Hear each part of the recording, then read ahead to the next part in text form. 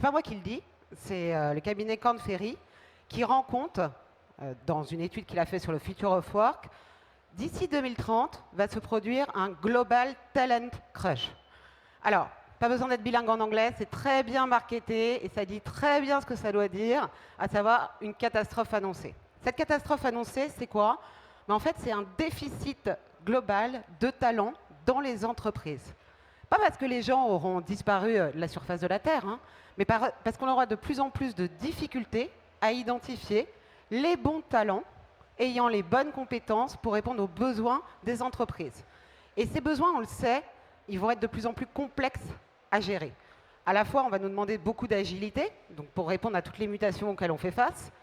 Il va y avoir des besoins aussi qu'on va devoir adresser tout au long des carrières. Et la formation continue, on sait que c'est un système qui est parfois un peu grippé dans les entreprises, qui est très linéaire et pour lequel on manque de flexibilité. Il va y avoir les parcours académiques aussi des nouveaux entrants qui ne sont pas forcément en adéquation avec les besoins opérationnels des entreprises. Et tout ça va participer, évidemment, à une grosse problématique de manque de talent. On pourrait se dire, génial Blandine, tu es en train de nous parler d'une formidable économie de masse salariale. Non, pas du tout. Je suis surtout en train de vous parler de revenus potentiels non réalisés. Parce que si on ne gère pas notamment les problématiques de succession, on va avoir un problème pour piloter stratégiquement nos entreprises sur le long terme.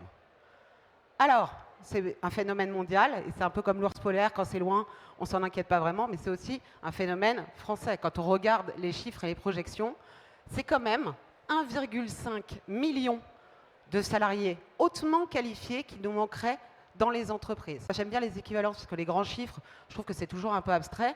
C'est comme s'il nous manquait, d'ici 2030, le total des 5 plus gros employeurs français réunis. Carrefour, Sodexo, La Poste, Veolia, Stellantis. En termes d'argent, parlons argent, 175 milliards d'euros potentiellement de revenus non réalisés. 4 fois le chiffre d'affaires d'LVMH. C'est quand même pas rien.